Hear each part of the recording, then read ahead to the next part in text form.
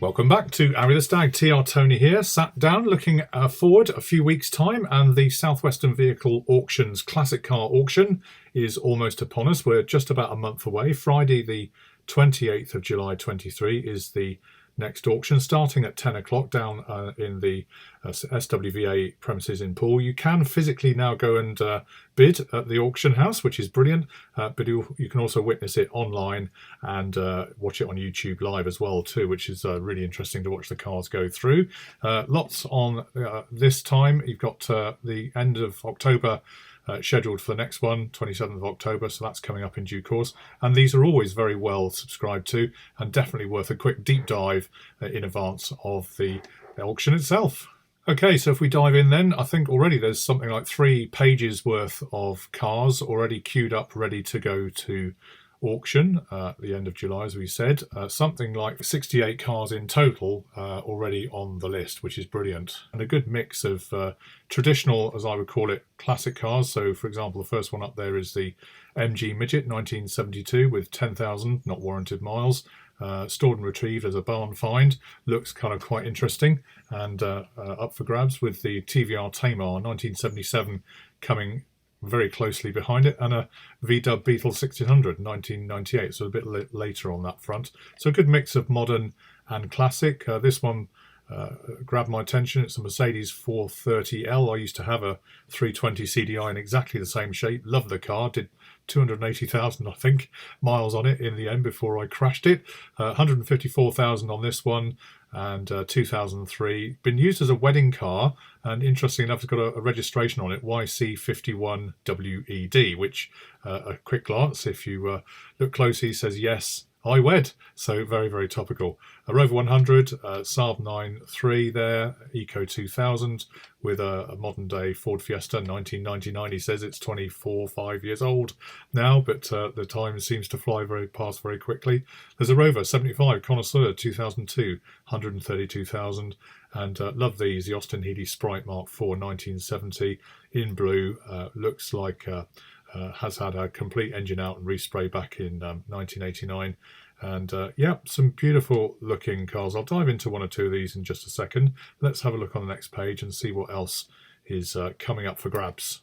Once again on page 2, a very good mix of Mercedes and Rovers, even a Ford Escort there. These used to be so common on the roads, didn't they, back in the 1980s, but don't see too many of these at all these days. 34,000, nearly 35,000, not warranted mileage, but it's a great opportunity for someone looking for a reliable and affordable classic car. It's only had 3 owners from new, and current owners had it since January this year. There's a Triumph Toledo there, which we'll dive into and have a look. 1975 in green, 66,300 miles, and interesting paint job there, but looks up together and tidy.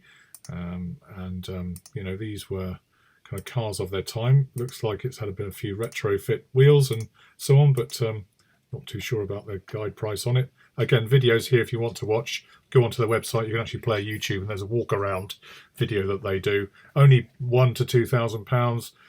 First 3 owners unknown, and various painted the green panels in May 21 in semi-gloss NATO green. There you go.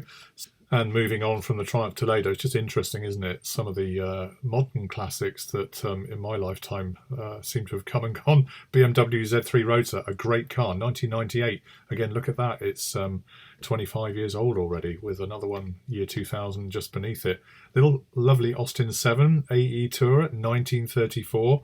Little baby car these are, and this looks in very good condition. And these are lovely. The Mercedes 350 SL, I think this is the R107 version, which are beautiful looking motors. This is a late 70s, 1978 car, and you can see there in a beautiful silver colour, 95,000 miles, and lost the storage area, so that's the reason the car has been put up for sale. I think you know, looks very tidy. It's got a detachable roof on it, which is always a good thing for summer and or winter. In fact, if you got the winter weather, it's sometimes good to get the hard top back on. I love the interior of these cars. They are absolutely robust, of their time.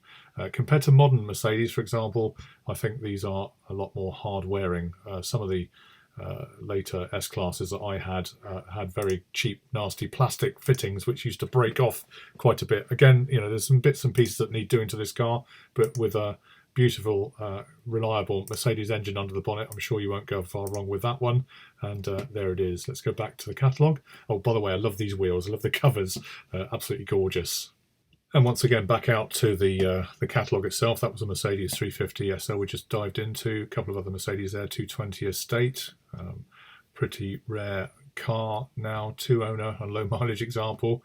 XKR I always love. I think for me these always will be the modern day classic E-Type. If you think of them that way, the R denotes a lot of brake horsepower underneath the bonnet and a lot of power to your right foot. Convertible, as you can see, so again you've got the best of both worlds there. And I don't know what the guide price is on that, 4,850 to 5,850. Once again, there's a video there if you want to have a look at that. Lots of paperwork relating to the car. The guy who's selling it is reluctant to sell, but unfortunately hand is tied due to ill health, sadly, and loss of the storage. So looks very honest. Love the colour, bright red with the cream interior. I think is always a winning formula for me. And moving on through the catalogue, jumping around here, there's a lovely MGB GT 1972 in blue, around 83,000 miles recorded. We'll just dive in and have a look at that one. It's a chrome bumper model, which always commands better dollar compared to the later ones with the rubber bumpers. It's got some wheels on there that have been fitted by the owner, which again give it a certain look. L registration, mud flaps on the back, and the GB sticker just makes it look cool. Spax shocks, I suspect, there, by the looks of the label on the back, and nice to see that going. And just having a look here on the guide price, 4,000 to 5,000 currently is the guide price. It's got a manual transmission with overdrive, and that's always an extra special treat with the Webasto sunroof. And Arry, who you know, my stepson Arry, as in Arry the Stag, has an identical car, except his is in red. And but the Webasto sunroof is actually a great feature. It does feel like you're in a convertible when you have it pulled all the way back. You have to make sure it's resealed properly after you've used it, so no rain gets in. But it is a real nice feature and creates a nice open air feel when you're driving. So again, that was the MGB GT 72, couple of, well, there's a Land Rover 88 there, 4-cylinder, Series 2A, 1962. They are acquiring and increasing in value all the time. There's a pickup long wheelbase version there, a Mark III, Series 3. Even a Honda S2000. Again, these were revolutionary back in the early 2000s and was a lot of car for the money. And high revving, 60,000 miles, and looking good. Good service history. I don't know what the guide price is on that one. Let's have a quick dive in and have a look. And on that, 7,000 to 9,000 is the guide price, with 15 stamps on it, 10 of which are from a Honda main dealer. So it's been well looked after, and they're pretty industrial and pretty bomb-proof, these cars, and a great car to chuck around. Very stylish, I think, as well as a modern day classic. And then on to the final page. These are lovely little cars. Peugeot 205 GTI 1.9 1989. These were little pocket rockets, weren't they? A very highly sought after hot hatch, as it says there. And here we have, being a Triumph channel, our Triumph Spitfire 1972. Let's dive in and have a look at this one. Lot number 45 this is. And let's just dig into this and have a look. Looks to be in Inca yellow, but I may not be 100% accurate on that, depending on how the photograph actually looks in the picture. Sometimes Mimosa can look the same, but it looks to be Inca yellow for me. Guide price between 5,000 and 6,000, nearly 27,000 not warranted miles. It's a Mark IV, so a very stylish late car with the hardtop fitted. Yeah, so that looks to be a very affordable classic in the Triumph brand, which we know and love, and a very worthwhile car. Get on the road in the sunshine in a bright yellow Triumph Spitfire Mark IV for some decent money, and have some fun in the summer. Why not? Okay, so that's the Triumph Spitfire Mark IV 1972. Looks to be a good proposition. There's an MG RV8 there, which is a very late car, owned for the last 12 years, and has a stronger gearbox fitted.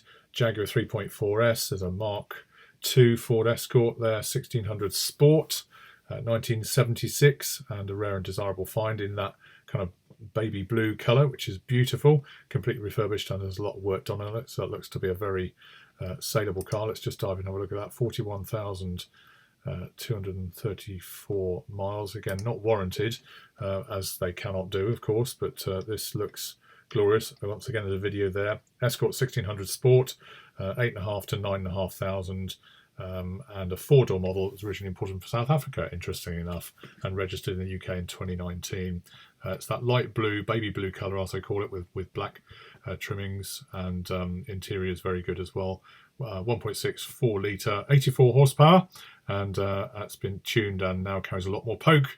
Apparently it's a rare opportunity to actually own this 1600 Sport, and I'm sure, as it says here, will turn a lot of heads when it's on the road. And just look at it, it's a very tidy looking car. I love the decals on the side there, makes it look really sporty, and the mini light wheels that it's wearing as well, and looks like an honest, very investable, interesting car. Bucket seats in there, and everything that you want from a sporty Ford 1600 Sport. What a car, beautiful, very nice. Love the blue piping, engine bay looks clean and tidy, and yeah, a lot of car for the money. What fun you'll have in that. And then moving on, there's a very nice Morris Minor Series 2 1956. That's a classic beauty split screen version there, which looks very nice indeed.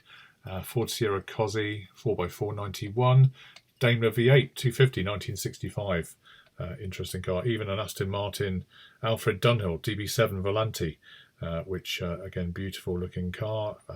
Got a only says here this is number 16 of 150, but only 80 were ever made, so it's quite a special car, this one.